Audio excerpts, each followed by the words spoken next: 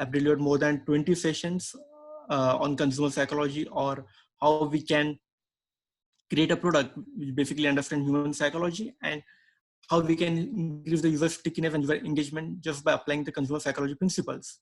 So over the period of time, this theory called arrest your user got evolved, and there are now it's more than 1,000 product managers and startup entrepreneurs who have benefited because of this concept, because of this theory. So let's get started. So before moving further, I want you to try to understand the reason of attending this workshop. I mean, either if you can take a pen and paper with you, or you can simply comment, what is your reason of attending this workshop? I mean, it could be anything, like you want to learn something new, or you are attending just because your boss has asked you to attend this session. Or it could be like, I can see that few of you are the repeaters, I mean, who have attended Aristo user in the past, and now they are attending this for the second or third time. So if you can just simply note down this reason on a pen and paper, or if you can comment in the chat box, that will also do. We'll take 10 seconds for this activity.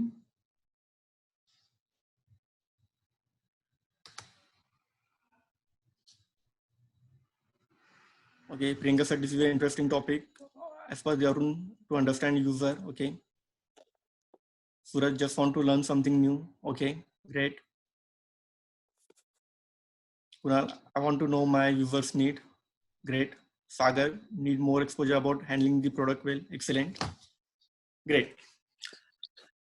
So this is the reason as per you to attend this workshop. Now moving further, we'll try to understand, we are trying to relate this reason with how the brain thinks. I mean, with your reason of attending this workshop, and what exactly in your brain triggered you to attend this workshop. Before moving further, let's see a few important statistics. As per the research conducted by the Microsoft in 2014-2015, the average human attention span is just 8 seconds. Right? Another important insight, as per the KISS metrics, 40% of your users exit a website if it takes more than 3 seconds to load. Okay. Let's see another important insights.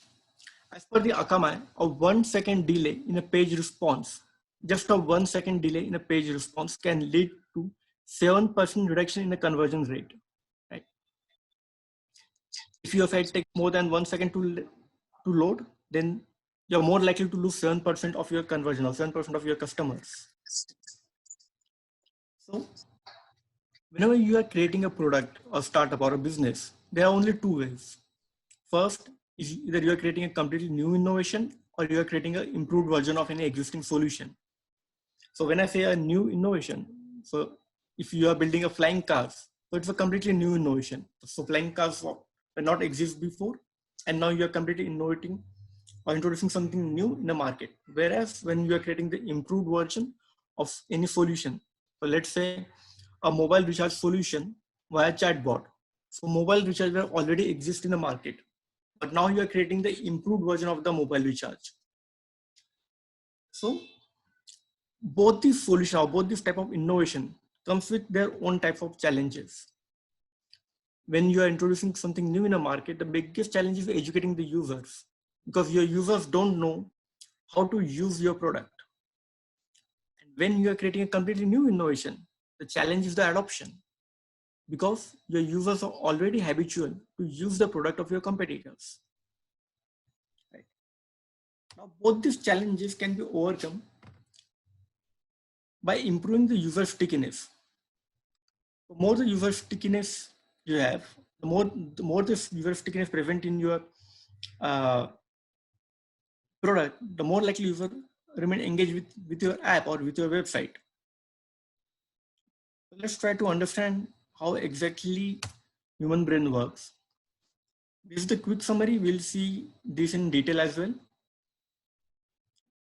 There are certain core drives which are present in our brain. Now, whenever this core drive triggered by internal or external factors, the brain starts feeling rewarded, right? That's how it works. Every time a core drive is triggered, your brain will start feeling rewarded. Now, whenever your brain is feeling rewarded, a brain secretes a chemical, an organic chemical called as dopamine.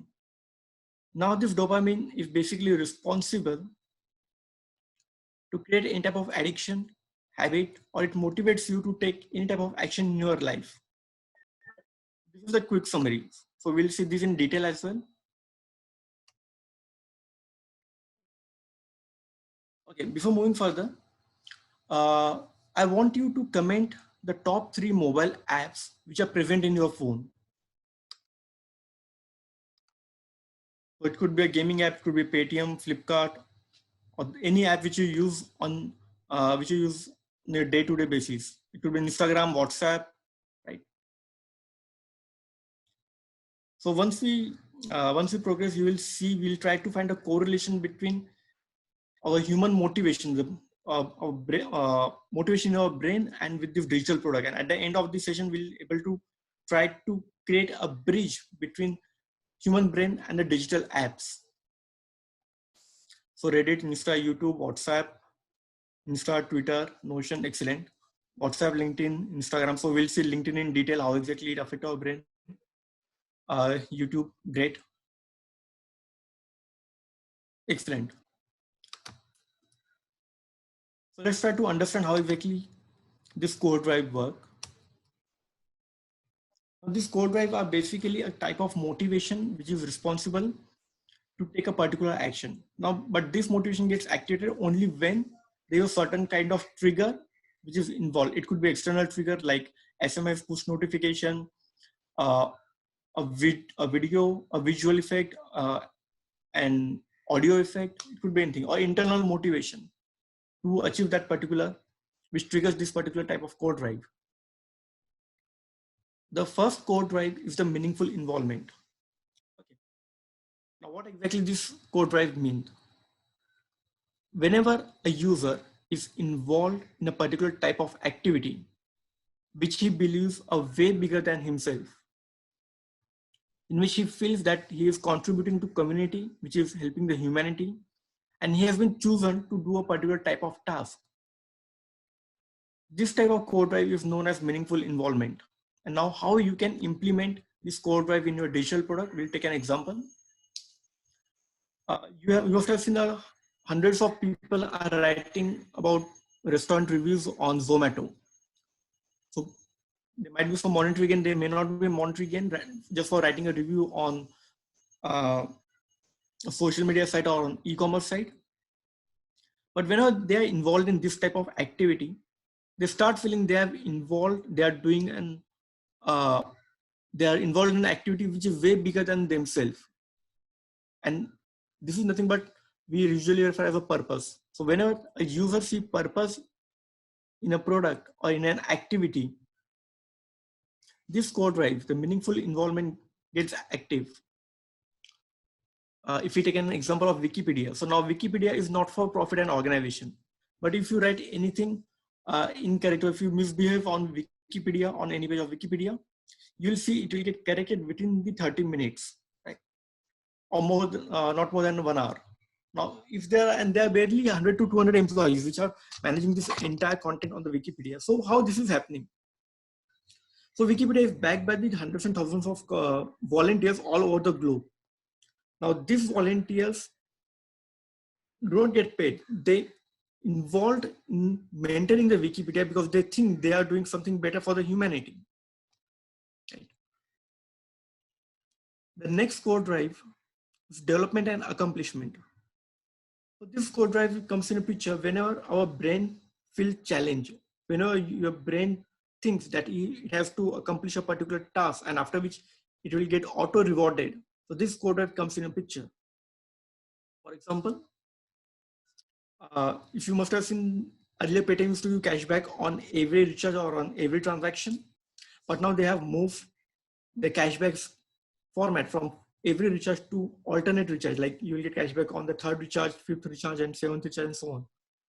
Fifth, seventh, and 10th transaction.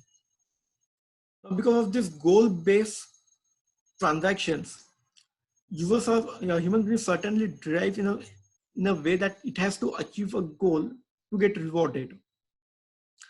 Lots of gaming app which are based on the theme of achieving a certain type of levels. Like once you reach level 5, you will get a particular gem. Once you reach level 10, you'll get X number of coins. And that's how this code drive comes in a picture. In this code drive, the brain is continuously motivated to achieve a particular goal or achieve a mastery over a particular task. I mean, this is also applicable if you are doing some kind of online webinars, or if you're learning something online on Udemy or Coursera. You must have observed that every chapter nowadays has been reduced to 5 to 7 minutes, and every chapter comes with a goal. I mean, at the beginning of the video, the instructor tells you what you are going to learn after this, at the end of this session. So this basically motivates human to watch this entire video. The next code drive is the empowerment of creativity and feedback. So this code drive comes in a picture when users are engaged in an activity. They are putting their all cognitive efforts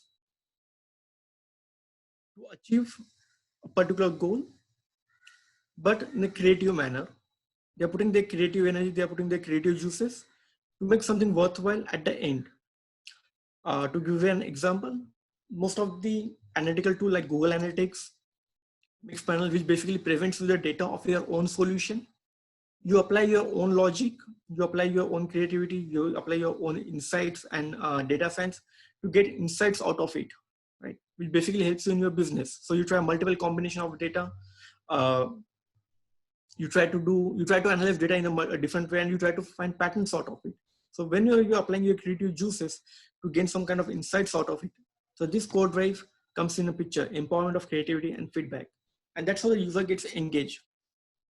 Lots of do-it-yourself product, or if, in childhood, if you have ever played a Lego games where you need to arrange plastic bricks, and at the end of the task, you'll get some kind of creative output, and that's how you remain engaged with it. The next code drive to engage user with your product is the ownership and possession. Whenever a user feels the ownership of a particular digital product,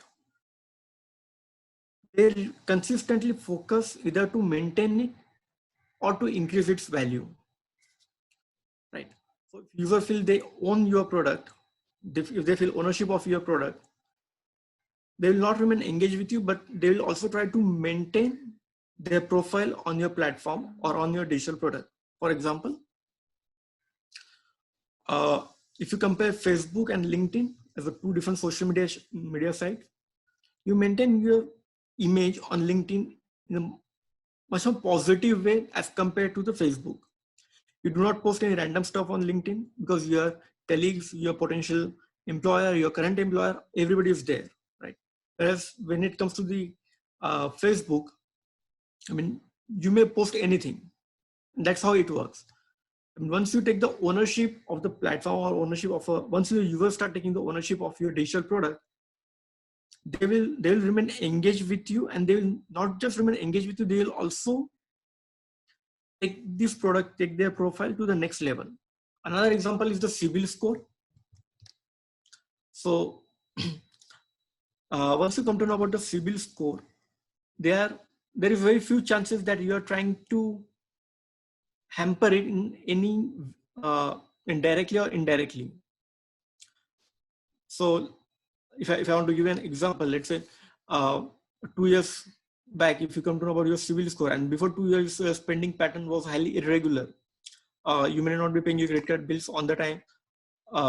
You might be a defaulter with some kind of mini or micro loan. But once you come to know that all these activities affect your CIBIL score, you'll definitely start paying your credit card bills within due date. You'll definitely try to avoid any kind of defaulters, become a default for any type of loan, because now you came to know that this CIBIL score is basically your financial identity, and it will remain with you for your entire life, and now you own it. So that's why the ownership and possession, this code drive comes in picture. Once users start owning the platform, they'll try to maintain on their own, and you don't need to put any, you don't need to throw any kind of marketing spend for this. These are the top 4 core drives. Moving further, we'll see the next core drive is the social influence, which is most commonly used by the corporates, I mean, by the lots of B2C companies. Social influence is basically a core drive comes in a picture whenever you take a decision based on the immediate social influence around you or based on the authority who is influencing that particular product. If you are buying a phone, there is a very high chance you'll buy the product which has been used by your friends, your colleague, or someone in your immediate social circle. Or you're more likely to buy a product which is associated with your childhood memories.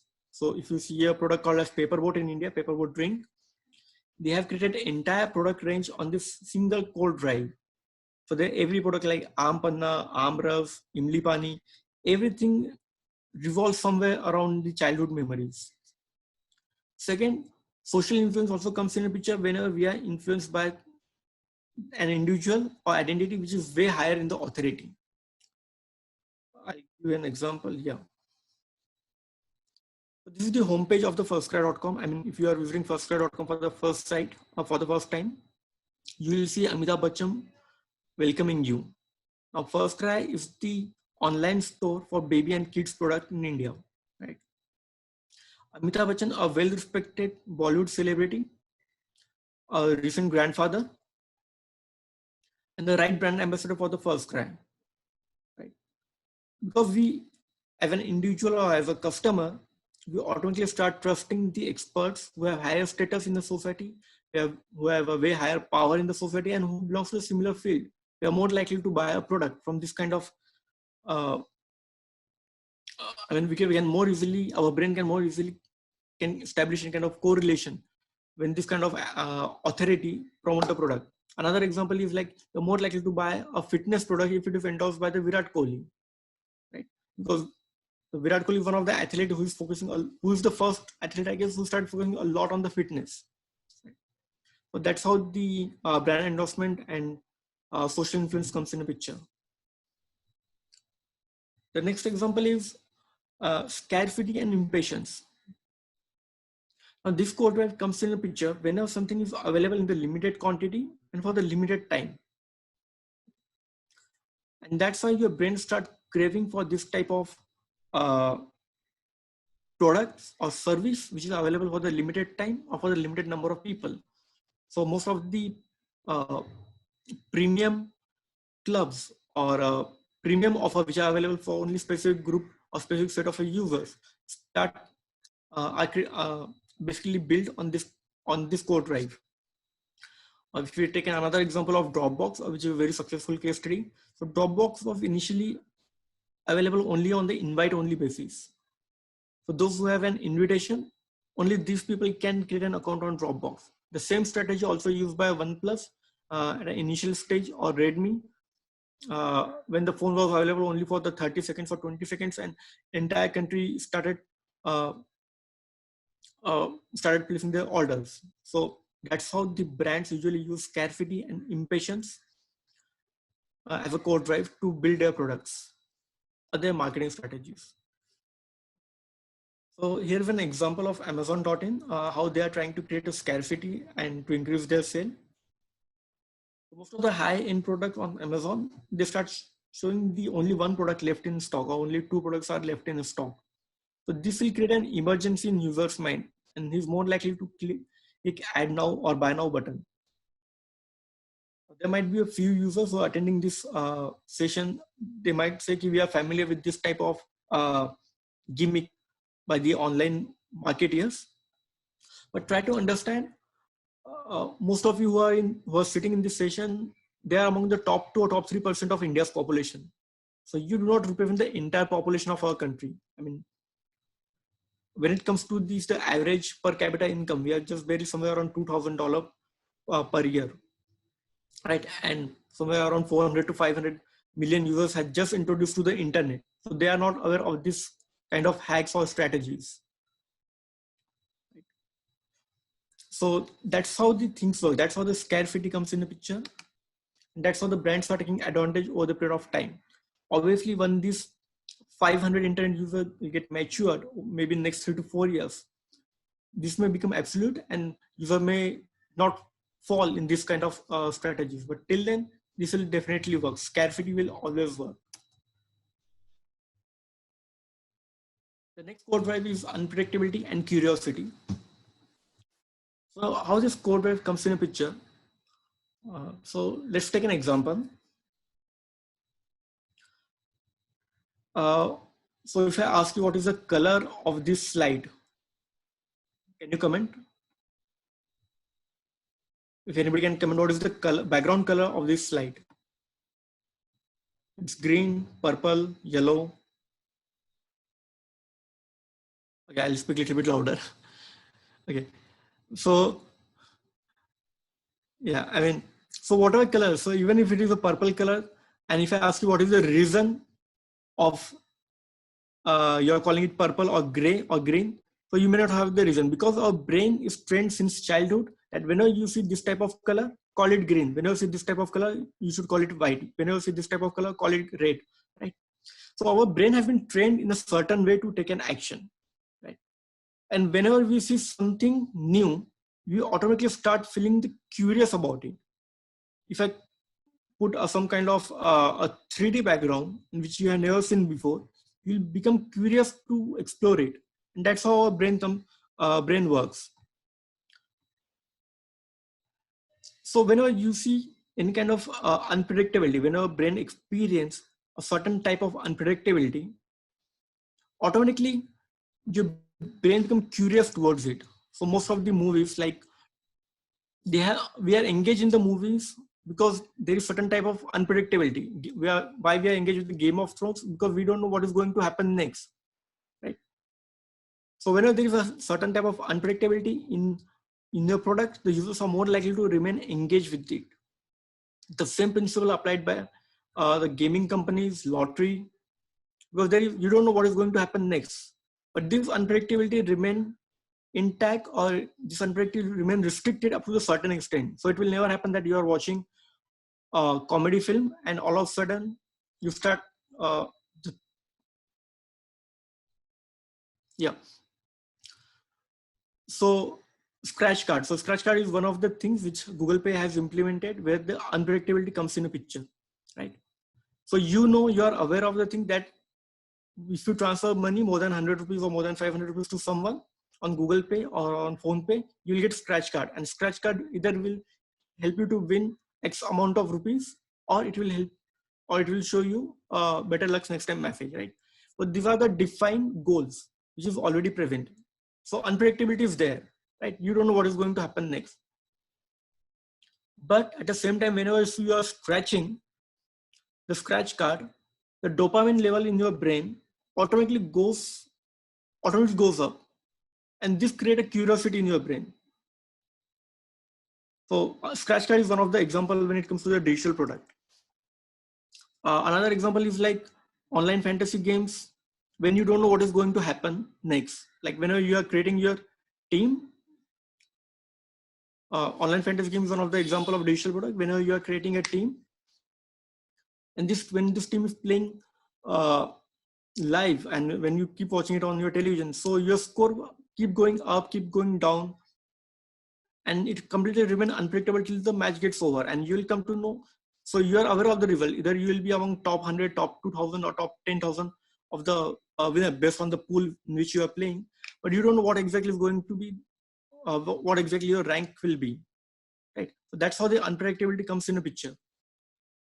So if you're playing in type of games, you are aware of this is the goal which you're going to achieve after playing this game, or whenever you are buying a lottery ticket, so you know that you are going to win $10,000 at the whenever the winners will be declared, right? But the process automatically creates the excitement within yourself. So down the line, in the next couple of slides, we'll see how exactly this curiosity works over the period of time. I mean, how you need to keep user journey excited. So moving further, the next core drive is the loss and avoidance. So this core drive comes in a picture whenever users are involved in an activity and they will not stop using it because they think if they stop using it, they will lose a certain type of worth or virtual worth which they have created over the period of time. I mean, if someone is a TikTok user and if he has, let's say, if he has created, let's say 20 followers or 30 followers, he's least likely to stop using the TikTok because right now he has gained X number of followers. He has uh, he has already invested some kind of efforts, time, energy to create those videos. And if he, so that's how the brain works. I mean, if at this point of time, if user stop using the TikTok, for him it is a significant loss. I mean, bigger the long tail of your product, the exit rate automatically goes down. The same is true. Okay. So when Facebook wanted to achieve the product market fit, this is another example from the digital product. So when Facebook wanted to achieve the product market fit in the market, one of the investors asked them, how do you define a matured user for your platform? So that time Mark Zuckerberg answered that if any user has added 7 friends in first 24 hours, first 24 hours, or there was some time limit, then he's much more likely to use their platform for the next month, 1 month continuously. Right? So that was the insight for the Facebook. So the same kind of triggers or levers that you need to identify when a users are involved with your product in a particular way, they will remain engaged with you for a certain period of time. So when we were building Finny, which was an expense management app.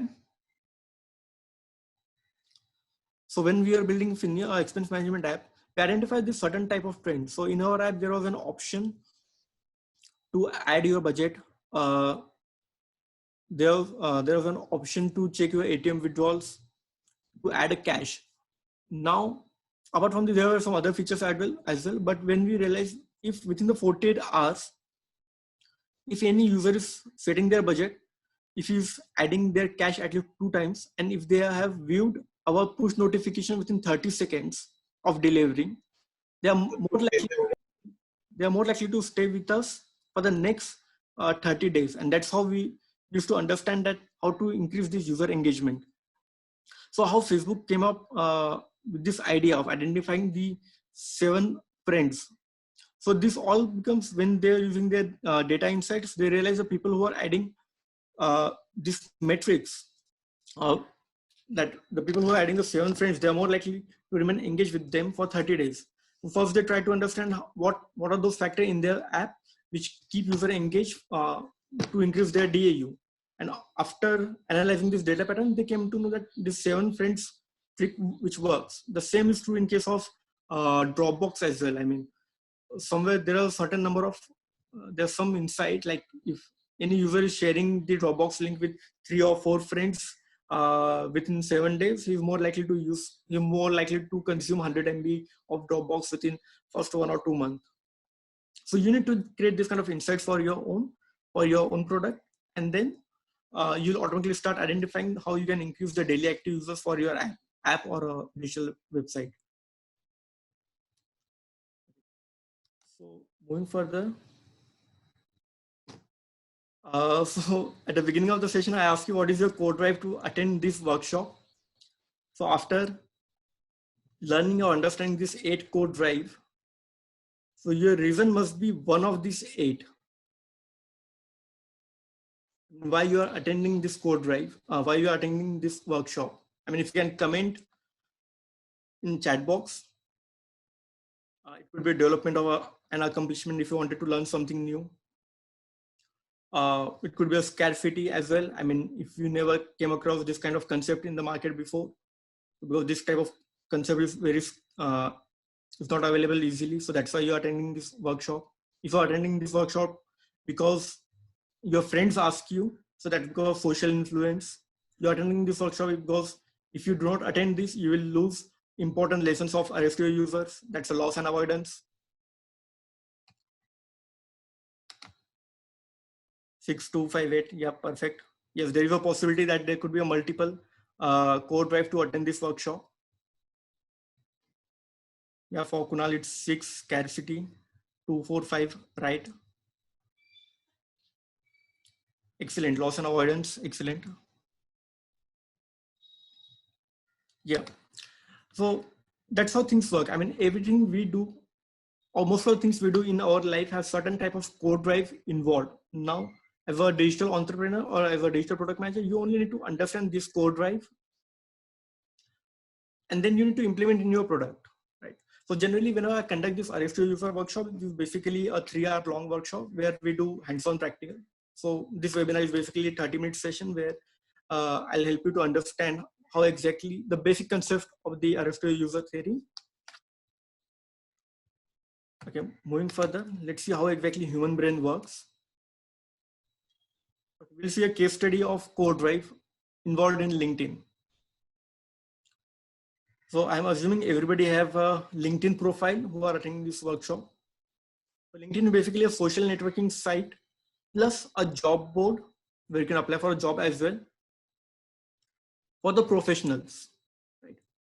How they have implemented meaningful involvement. First, LinkedIn helps you to connect with the influencers, right? If you are a startup entrepreneur, you will get an opportunity to connect with the Ratan Tata, to Kunal Shah, to Vijay Sharma, and so on. Or even maybe with the Jack Ma and Richard Branson, you can connect with any influencer who are present on the LinkedIn, irrespective of your geographic location. Second, the LinkedIn helps you to find a dream job. Okay, so if you compare two job portals like Naukri, like LinkedIn, okay, if you compare these two job portals, you'll observe the jobs which are available on LinkedIn are basically a high-paying jobs as compared to Naukri. One of the reasons is the LinkedIn charge very high just for the single job slot as compared to Naukri, and it is for the niche market. Right? And that's why you will be able to find a dream job on LinkedIn.com. Second, development and accomplishment. So how come this code drive comes in a picture? If you go to my profile of your LinkedIn, you will see a progress bar there.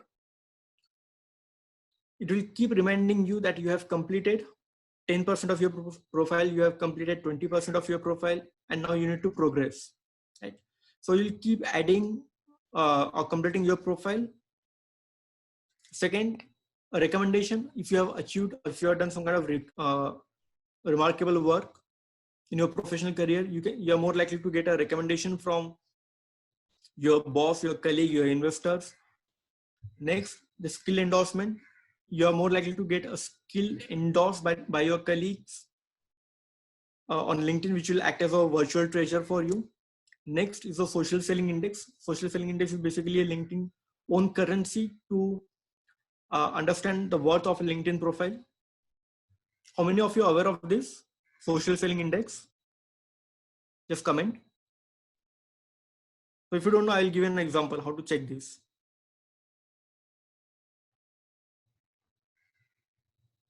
Okay.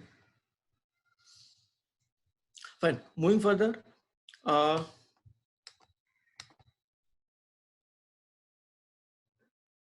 No. So social selling index is basically, wait, can you see my LinkedIn profile? Okay. Now it must be visible. So this social selling dashboard. So this is basically a social selling index, which is created by the LinkedIn. If you go to linkedin.com/sales/SSI, you will land on this particular session. Okay. 1 minute.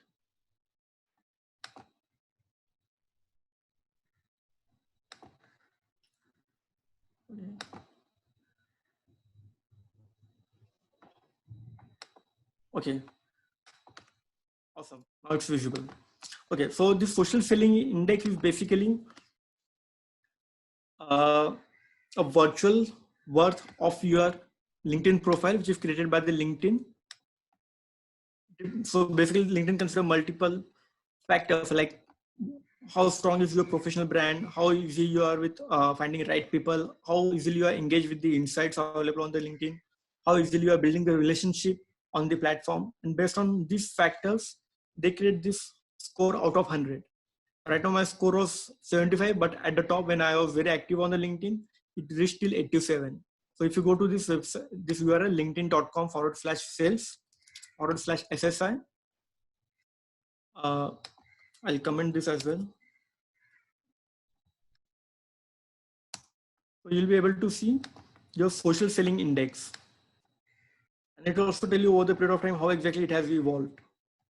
Apart from this will tell you that people in your average network on the LinkedIn have a social selling index of 49, and I'm among the top 4%. Apart from this, it also shows that I'm among the top 1% of SSI rank and top 4% of network SSI rank. So most of the people on my LinkedIn either are product managers or startup entrepreneurs. So these are the people who are extremely active on their LinkedIn. So that's why here it comes, because I'm top 4%. In your case, if you're not very active and most of the people with whom you are connected are your college friends, then you might be among the top 1% as well. But when it comes to the industry, so my industry is internet and software. So I'm among the top 1% of the LinkedIn profile on this entire social networking platform. Okay, we'll go back to presentation again.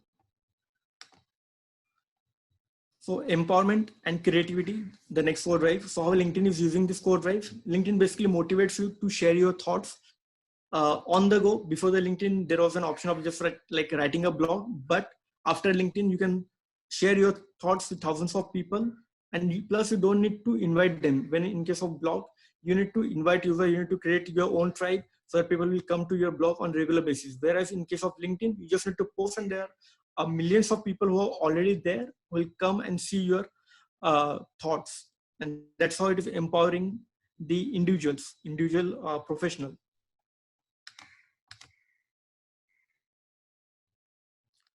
The next is the ownership and possession. So LinkedIn basically creates a digital footprint of your identity, of your profession. It creates your own circle of followers. So I write a lot about RFQ user and consumer psychology, product management. So most of the followers on the LinkedIn profile belongs to the same category. It helps you to accumulate more contact. It will help you to connect with potential employers, maybe your future colleagues and so on, where you can get references and you can accumulate your own contacts. Social influence, how this code comes in the picture. Whenever someone has viewed your profile, LinkedIn show that X person has viewed your profile, right? And they have even monetized this as well. We'll see next code how they are monetizing this. Social influence, basically social proof, where you are getting skill endorsement from your colleagues. Social treasure, like you can get a recommendation from your ex-employer, current employer, and which will act as a social treasure for you. Scarcity and impatience, whenever someone is viewing your profile after a certain limit, you need to upgrade your product. You need to upgrade your LinkedIn profile to see who has exactly viewed your profile. Even when you're applying for a job on LinkedIn, when you're premium, your profile gets highlighted to the recruiter as well. So that's how they're getting the scarcity and impatience. Unpredictability, any recruiter who is searching my profile, how many people have viewed my profile, for that you need to pay. And after paying this, you will come to know what type of recruiters are searching my profile, where exactly I stand among all the applicants. And that's how LinkedIn has monetized this core drive. Loss and avoidance, as we discussed earlier, you do not post any random stuff on the LinkedIn because it may lead you to loss of your career, or it might create a bad reputation among your potential employer or among your current employer. So that's how the LinkedIn has integrated this core drive. Moving further, so at the beginning of the session, I asked you what are the top 3 apps present in your phone. Now try to create a correlation between this app and this core drive. So for example, if you are using Instagram, you're using this Instagram because you have friends on it, right? You're using the Instagram because you might lose something, some important updates, or you're hooked to some ET news or any kind of news app. You're hooked to it because there is some kind of meaningful news related to Corona, or maybe some international news are there. So that's a meaningful involvement is there. Right? If you're playing some kind of game, is your top app because of it helps you to achieve certain goals. and then empower your creativity. So you can start commenting as well. I mean, we'll take 10 seconds for this. What is the core drive behind your top 3 apps?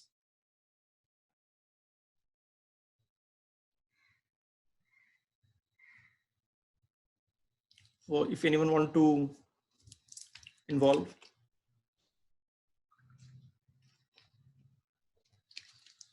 Yeah. 1 and 5, meaningful involvement and social influence. Yeah. 1 and 3. Exactly. 3, 5, 8. Yes. So that's how, I mean, if you analyze your product, you'll also find there must be some type of core drive which are responsible for the engagement of your users. Okay, great. Okay, moving further now, this is one of the important part of arrest your user, entire arrest your user theory. How exactly our human brain works when it interacts with the digital product. Even this is true in case of marketing campaigns as well, right? So we learn how exactly core drive comes in a picture, how exactly core drive plays an important role. Now, whenever this core drive are triggered with a certain type of action, certain type of triggers, it could be internal trigger like internal motivation, or it could be external trigger like push notification, SMS, email, a TV advertisement, it could be anything. Whenever these triggers interact with our brain starts feeling rewarded. And whenever the brain is rewarded, it secretes a chemical, organic chemical called as dopamine, which is responsible for to create a habit to motivate our brain to take an action and create a habit in the long term. Let's see how exactly it works. Whenever there is a more secretion of a dopamine happening in our brain, it motivates user to take an action. Right? It will motivate user. So let's say if you are a food delivering app and you send a push notification to your user, let's say at 12:30 p.m. So it will motivate the user because your push notification has triggered user's brain at the right time, at time of lunch, right? So it will motivate user to open your app, right? And brain will start looking for the instant gratification. So here the instant gratification, you're exploring your food or so this is so push notification is an example of external trigger, but the internal trigger hunger can be an internal trigger as well. So whenever user is hungry, let's say at 12:30 p.m. On Sunday afternoon, then he'll automatically open his app, open his mobile phone, and start searching for the food delivery apps. After this, once you start exploring the food delivery app and the food delivery app, the exploration for the food delivery app is nothing but the search for the instant gratification. And whenever there is instant gratification, the brain will accomplish tasks, right? Accomplishing tasks is like opening your app or placing an order through your app. And that's how the secretion of dopamine works. So this particular part works mostly whenever your product is new or you are new to this product. Whenever there is a less secretion of dopamine, the brain automatically starts feeling restlessness. So now if you're using Instagram, Snapchat, LinkedIn or Quora since let's say last 2 years, 3 years or 4 years, now suddenly you stop using it. If you stop using it, the brain will automatically start feeling restlessness. It will find difficult to focus. In few cases, it might lead to nausea as well. I mean, that's why when we see the companies are burning billions of rupees on cashback, so that's a strategy behind them. I mean, first they want to create an addiction over the period of time. If users stop using it, their brain will automatically start feeling restlessness. They will never go back to old process. Like if we take an example of mobile recharge, so earlier we used to do 10 years back, we used to do mobile recharge by visiting offline store, by scratching the card and then entering those 10 or 16 digit numbers, right? But now hardly anyone go to the recharge shop and then do a physical card recharge. The same is true in case of, okay, now again take an example of this recharge. In first 2-3 years till 2013, 14 or 15, if cashback companies used to give lots of cashback. I mean, this recharge company used to give you a lot of cashback just to recharge your mobile phone, right? But now today you will hardly get a cashback to recharge your mobile phone. That's how the things work. I mean, once become habitual to a particular activity, over the period of time, they'll stop looking for the external rewards. It becomes a part of their life and it will become irreversible process. So that's why whenever there is a less secretion of dopamine happening in your brain, the brain will automatically start feeling restlessness. It will find difficult to focus, and because of this, the brain will start craving for an addiction. So if you're using Instagram, let's say since last 5-7 years, and you all of a sudden stop using it, you find it difficult to focus, and your brain will keep craving for the Instagram app. So what will happen because of this? You will open the app and you will start using it. And because of this, the digital entrepreneurs will get a more returning users. So this part usually comes in the picture whenever you are trying to create a new habit in users. And this part usually comes in the picture whenever you are trying to create, whenever you're trying to maintain the old habit among the users. So over the period of time, users will automatically become obsessed with the pleasure-seeking experiences, and they're less likely to go back to the old process because they will find it as a compulsive behavior. Now, again, this theory comes with its own challenges. First, that dopamine is less responsive to the familiar rewards, right? If you become familiar with the same process over the period of time, you'll become less responsive. Your brain will become less responsive to that particular app. And that's why the Instagram has introduced stories. They keep updating their algorithms to show you more relevant content and so many other things, right? So what is the solution to this? First and most important, keep innovating, keep updating the user experience, customer experience of your product, make it frictionless as much as possible. One of the successful case studies is the Domino's. If anyone is following the stock market very closely, so they must be knowing that somewhere around 2011 or 2013, the Domino's stock price was at rock bottom, and their CEO, their newly appointed CEO, publicly admitted that they created shitty pizzas.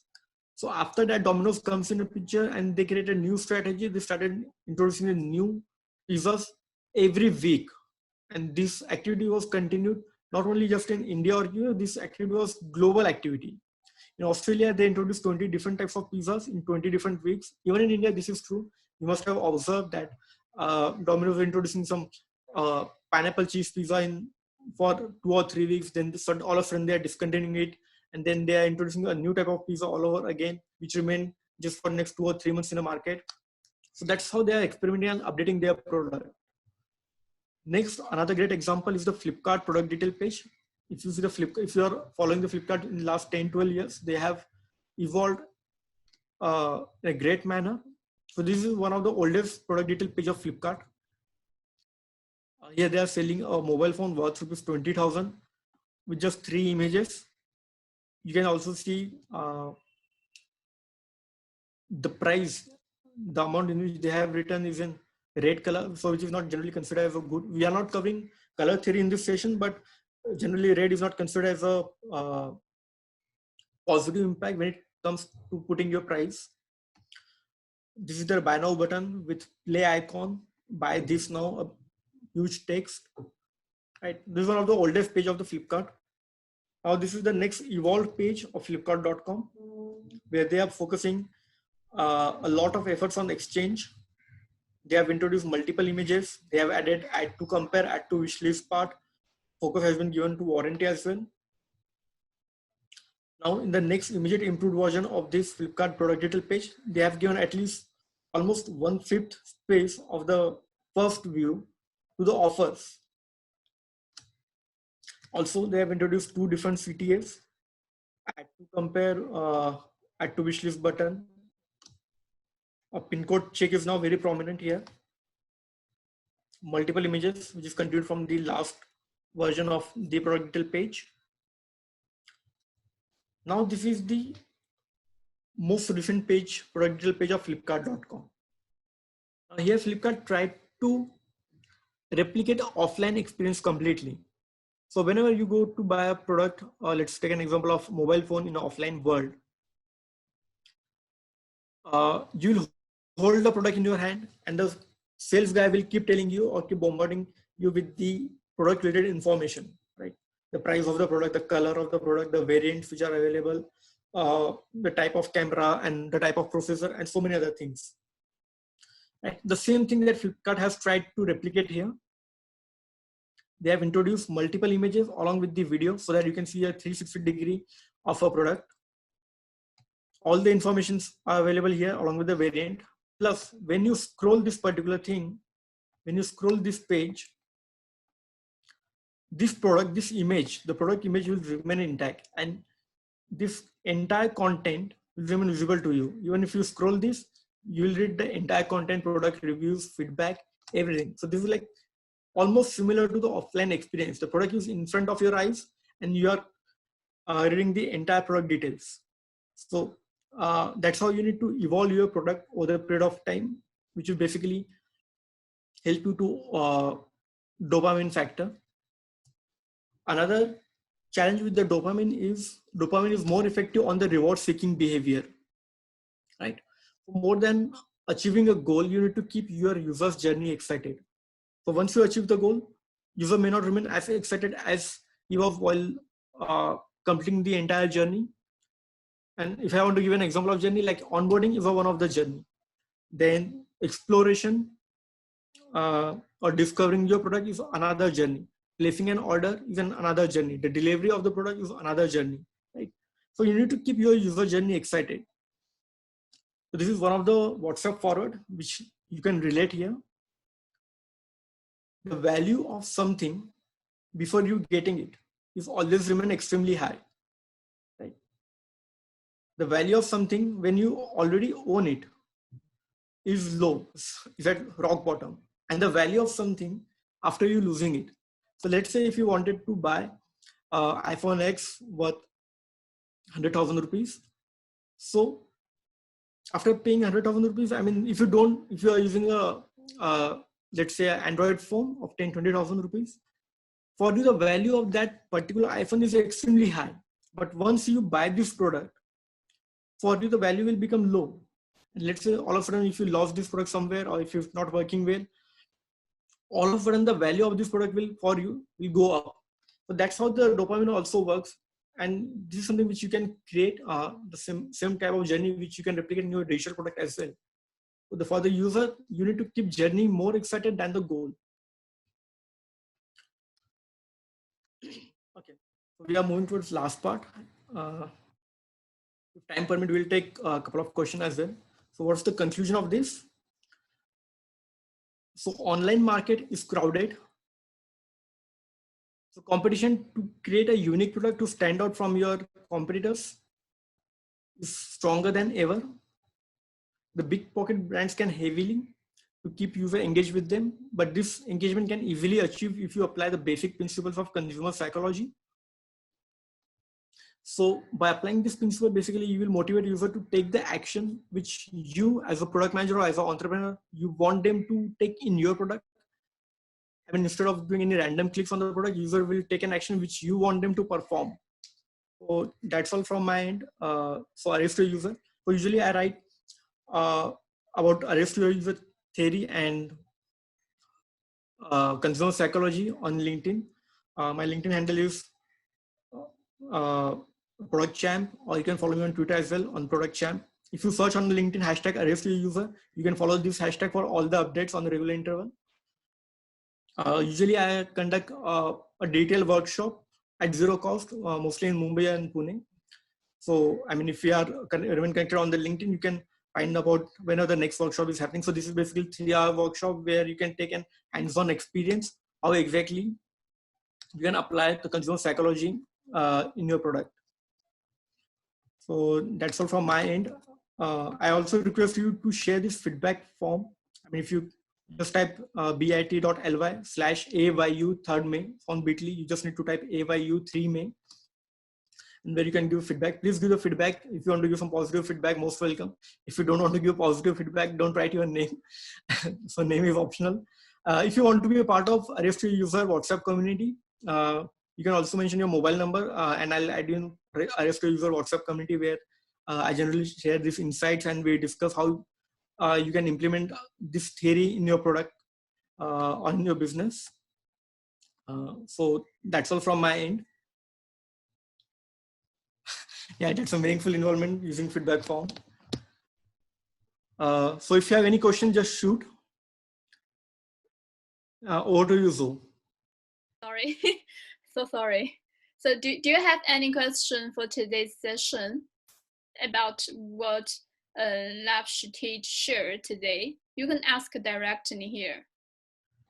So if anyone want to type the question, we can take 1 or 2 questions, or we are good to close the session. Yes.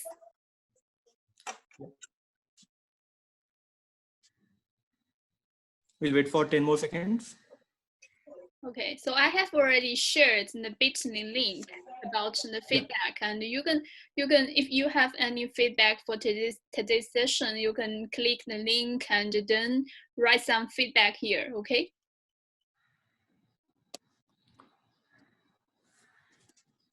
Fine. So thank you, everyone. Yeah. So there is a question: how does consumer psychology vary according to age? Yeah. So this is true. Consumer psychology vary according to age. Now, consumer psychology comes with a different types of principles. So dopamine just one of the element which you studied here. Other elements like social influence, your cultural benefit, like the people who are living in United States will act in a much different way as compared to people who are living in Asia continent, right? So the cultural responsibilities is one of the another factor. Age is another factor. If I want to give an example of age, like so if you have observed that people who are like senior citizens above the age of 55, 60, they generally prefer to wear a light shade of color, light shade of any color, right? Why this is happening? Because as you grow old, automatically the colors started appearing darker to you. So even if you're wearing a light green color, so someone who is above 55 or 60 years of age, the light green color will appear dark to them. So that's how the consumer psychology changes with respect to age, with respect to the culture, with respect to the uh, geographic location. So usually whenever we conduct this detailed session, we cover all this part in detail. Yeah, the next question is how to use these strategies in B2B. So in most of the B2B, see, one of the core factors is B2B product. Try to understand first whatever product you build. I mean, I generally call this as a animal kingdom of product management. So they are the products like which we call as elephant. They are the product which are like kangaroo. They are the product which are like reptiles or lizard, and the last one is the product is which we call as bees. So what are the elephant products? Elephant products are like extremely high level ERP systems which have been deployed in some kind of companies and which have been used by a very limited number of users, let's say 500 or 1000. So that's one type of B2B product. Another type of B2B product is the like kangaroos, where you are creating a product for the B2B companies, which is a B2B product like CleverTap, MailChimp. These are again a B2B product which has been used by the organizations, but in the masses, right? The next one is the reptiles. Reptiles is somewhat like B2B plus B2C products, much more likely B2B2C, where you are selling a solution to the organization, but it has been used by the masses. Like Facebook for work is a B2B2C. Okay. Or your Zeta is a B2B2C. Zeta is selling to organizations, but it has been used by the employees and thus it masses. So these are like nothing but a reptile type of product. The last one is the bee. Bees are basically a completely B2C product, which has been like Swiggy, Zomato, Flipkart. This comes in bees categories. So when you are saying a B2B product, if it belongs to the kangaroo category, it means like a B2B solution which has been used by the masses. Again, you need to build this product by considering that you are building this solution for the B2C users. Your marketing strategy changes from end user to the organizations. Now, in that case, you need to tell them that how you need to create some case studies, like how the organization A has implemented this B2B product and they have been benefited because of they have saved hundred thousands of dollars, right? So you will be able to create a social influence, or you can even create a scarcity, like your B2B solution is available only for those companies who are having the revenue of $10 million and above. So this will create a scarcity in the market. So that's how you can implement this kind of strategies in B2B. Any other question? Great. Okay, all right. So the time is already up, and thank you, she teaches so much. I think the theory can be applied to every area, right? How to use the strategy to do B2B marketing, to know more about the users is very helpful. And if you if you don't mind, may I share your maybe LinkedIn link or maybe Twitter link when we finish the session through the email to our audience? Yeah, definitely. You can share the LinkedIn link and Twitter profile as well. Okay, all right. So, and also thanks for all the attendance here. And so, as we mentioned maybe before the session, Insight is a career community for for internet workers. So if you are interested in discover and connect with your peers to discuss career insights or industry insights in internet industry, you can download our application and try to know more things within the app.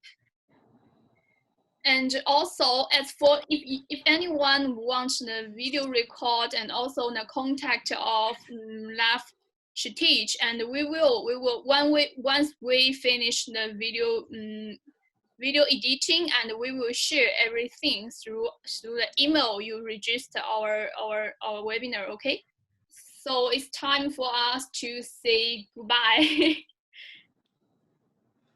Yep.